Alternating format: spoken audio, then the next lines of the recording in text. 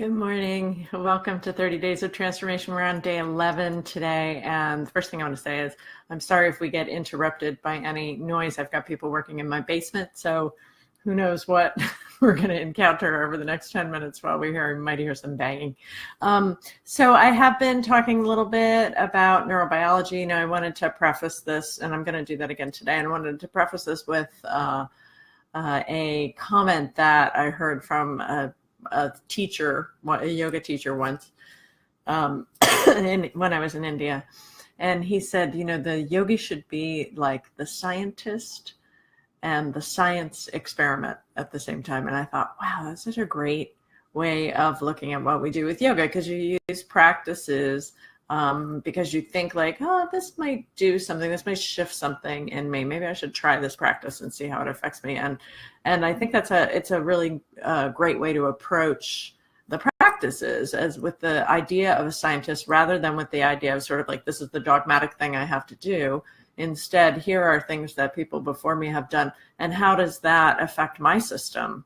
Is it appropriate for my system? People will say, oh, this breathing practice or this breathing technique that you're offering, excuse me, I'm still coughing, but it's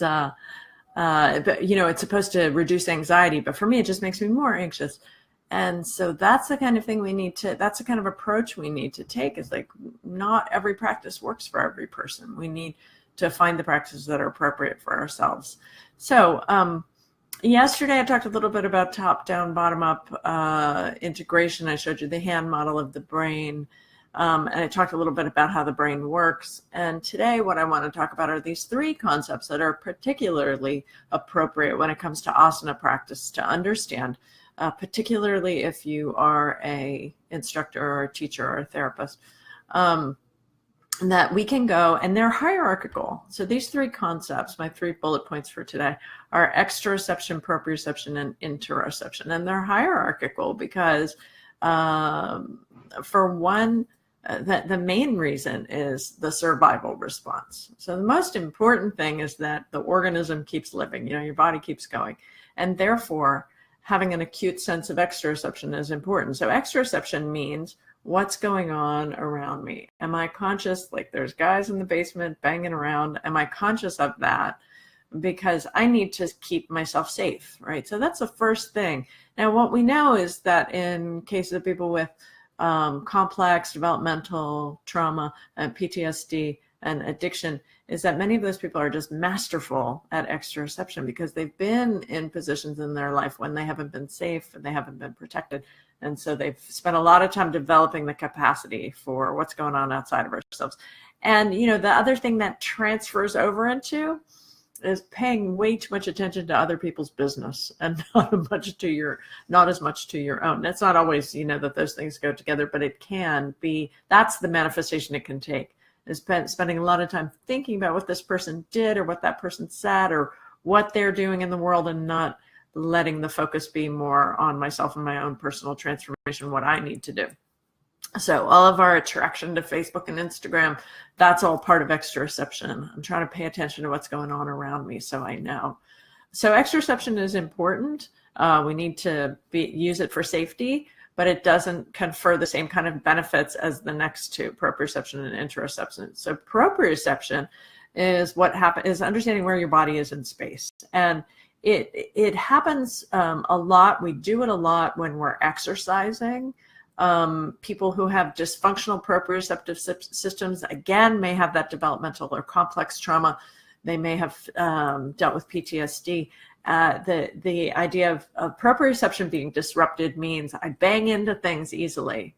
So I had a friend who had a lot of trauma in her childhood. She had been taken away from her parents at a young age, DSS stuff, and then adopted. And she had the most heartbreaking dysfunctional proprioceptive system. And she was constantly injuring herself. She was on crutches and in casts and burned her eyebrows off in a stove. That kind of thing was constantly happening to her.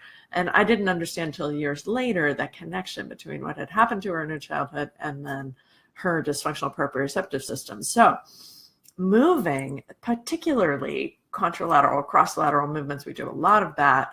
just walking, but we also do a lot of that in yoga, is really wonderful for developing proprioception. We all need to develop proprioception. Exercise is great for developing proprioception. Proprioception is very important, again, as a means of keeping us safe. And then the third bullet point, and again, these are hierarchical, the more subtle capacity is this capacity for interoception. And I don't even like calling it interoception because that implies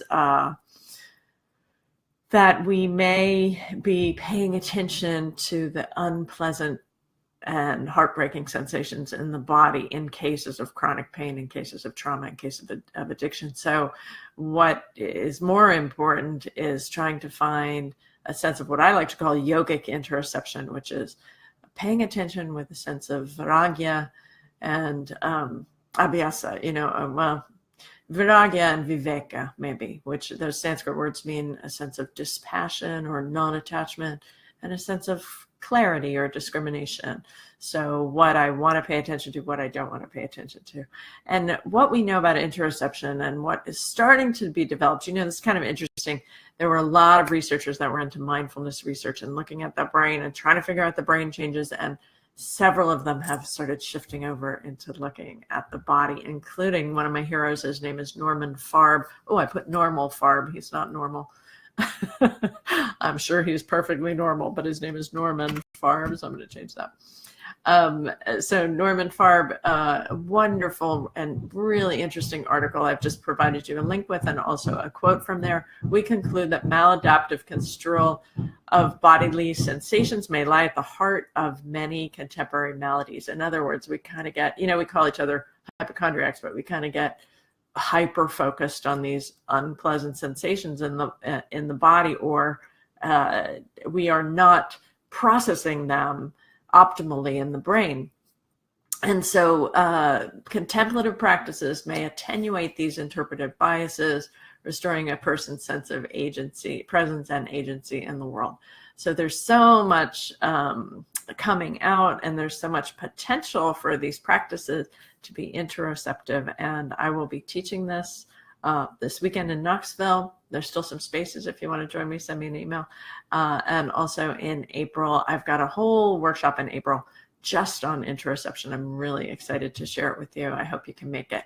So I'd love you to leave a comment. Well, let me give you one tip for interoception that I love using, which is when you're paying attention to the sensations in the body, what you do is you overlay a feeling of kindness. And there's many other layers that I go, but I'm just going to start with that, using that feeling of kindness or compassion to yourself for whatever this body has endured, has gone through in this lifetime.